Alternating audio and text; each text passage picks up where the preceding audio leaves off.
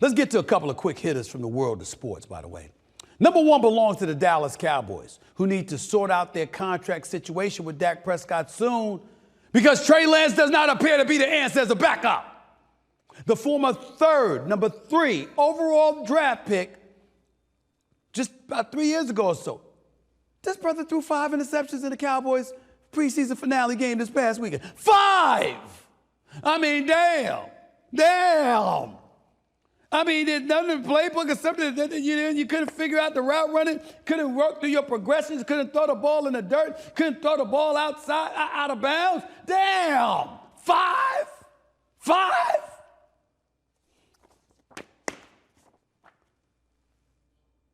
Trey Lance, I hope you get your act together. I hope things improve for you, brother.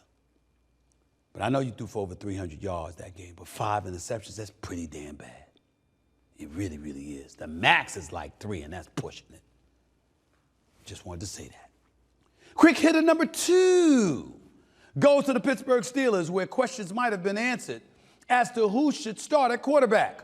Russell Wilson and Justin Fields have been competing for the job, as you all know, but Fields delivered another lackluster performance to end the preseason.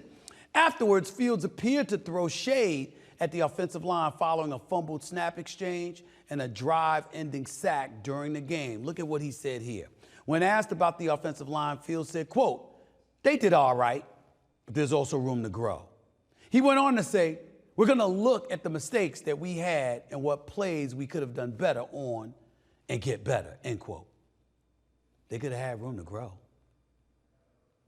Who the hell do you think you are? You fighting for a job in the league, bro. You were in Chicago complaining about coaches and teammates. Now you sitting up there and throwing a little shade on the offensive line. Have you lost your mind? I'm not saying, Justin Fields, you were wrong. I'm saying there comes a time to shut the hell up, bro. Be cool. Pump the brakes. Be quiet. You need them brothers to protect you. You saw that movie Any Given Sunday? Remember when Jamie Foxx was, Willie beaming, I keep the ladies screaming and all my fans. Remember all that? From Any Given Sunday with Al Pacino, the 6 inches in front of your face. Remember all that? Remember that same movie when the offensive line refused to block for Jamie Foxx? In that mud bowl with the torrential rains coming down, they had to play in the rain, and they wouldn't block for him. That's what happens to dudes who piss off their offensive linemen. Justin Fields. Shh. Take it from your brother Stephen A. Shh. Those are the last brothers you want to tick off. My third quick hitter is Chicago rookie Angel Reese, Chicago Sky rookie Angel Reese of the WNBA. The Sky forward entered Sunday's game averaging 13.6 points and the WNBA best 12.6 rebounds per game. Well, last night, she snatched 22 rebounds. In a losing effort against the Las Vegas Aces, Reese is the only player in WNBA history with 3 consecutive 20-rebound games. Listen, I've talked about Caitlin Clark. I love the sizzle. I love the ball handler. I love the passing ability. I love the shot-making ability. But let's give credit where credit is due. Angel Reese is showing she's no joke either. She's a rookie. I think she could win Rookie of the Year. She's playing lights out. She's been flat out balling. And I got to give credit where credit is due. This ain't somebody, she may have used Caitlin Clark to make a name for herself by waving the way Caitlin Clark used to wave at the opponents when she was smoking them. And Angel Reese did that to her en route to a national championship for LSU. But she's showing she ain't about just the sizzle. She steps on the basketball court and she balls. Give credit where credit is due. Angel Reese is doing that thing. And her personality fits lovely with the city of Chicago. She's going to be a very, very popular athlete for years to come. Make no mistake about it. And she's earning her own stripes and deserves our credit and our praise. She's doing her thing. You go ahead, girl. You go ahead and do your thing. She's going to win Rookie of the Year the way she's been balling. Or dare I say they're going to have co-rookies of the year. I'm not giving anybody any ideas. I'm just saying the level of production is something for us all to witness. It is what it is. My fourth quick hitter is a shout out to ESPN Fantasy Football's very own guru, the one and only Field Yates. Yates was hospitalized with a dislocated shoulder after he was injured running, leaping, and diving to tackle, hold your presses, hold it, an inflatable quarterback.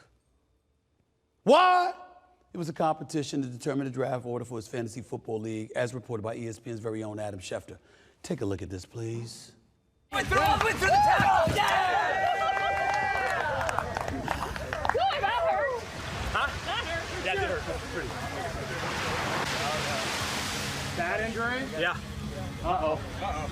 Do we go up and see somebody? Uh-oh. Yeah. Okay. You all right? Hold on. Yep.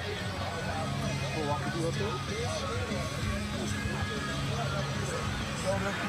Shoulder. Have to separate. You dislocated your shoulder hitting an inflatable quarterback? Love Phil Yates. My colleague at ESPN does a great job for us on fantasy football. Just had him on my day job, First Take, last week sometime. Wish him nothing but best speedy recovery in the whole bit. But my brother, that's something that would happen to me. I didn't expect that to happen to you. Yeah, I'm telling on myself. I'd have got hurt hitting something inflatable. What can I say? I'm telling on myself. I mean, with my damn luck, every time I'm getting myself in shape, something go wrong. It never fails. But I thought that just was reserved for me, Phil Yates. I didn't know that applied to you, too. Dislocated your shoulder hitting an inflatable quarterback. That's an all-timer right there, bro. That's an all-timer. Number love for you. Number love for you. All the best. Get yourself healthy, my man. We need you come football season. Finally, let's talk about the weddings, or let's talk about weddings during the football season, rather. Last weekend was the start of college football season, and there's been some debate on social media about whether it's rude to schedule a wedding on game day. Some men are saying they would refuse to attend a wedding if their team was playing. Others say they would try to find some excuse to not go. First of all, I'm disturbed by this. I would think by now I shouldn't have to teach you these things, fellas. Happy wife, happy life. Men who've been married for years know that. How the hell you gonna walk into a marriage ticking off your woman before you walk down the aisle by coming with an excuse to delay it or not show up? Are you that stupid? That's just not smart. That's just not smart. That's point number one. Point number two, you wouldn't have to do it if your woman was a sports fan. I mean, I'm not gonna lie to you. I'm gonna tell on myself. I've dated some women in my lifetime. Football was more important to them than me.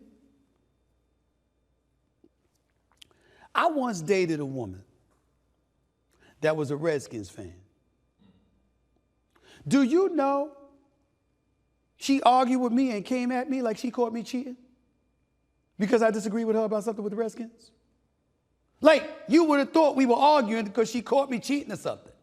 That's how bad of a Redskins fan she was. At the time, it was the Redskins. Now it's the Commanders. This is many years ago. She literally was that passionate about the Redskins. No objectivity whatsoever, and wanted to dictate what I wrote in my columns about them. That's how bad it was. You'd have thought we got in an argument because it did something wrong. It's that she was a Redskins fan. If you find a woman that's a sports fan, you ain't got to postpone the wedding. She'll do it for you. You ain't got to rearrange the time schedule. She'll do it for you. Hell, she might sit up there and say to you, bump the wedding. Let's just go to the justice of the peace so we can get the ceremony over quickly and get back for the game.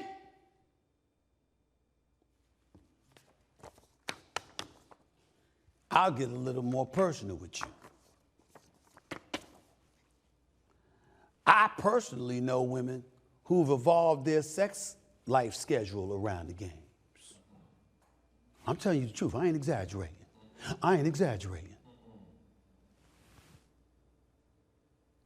Can we wait till 10 o'clock? We don't need to do that. I mean, the game's on, and you know, can we do this at 8? Because the game ended around 7.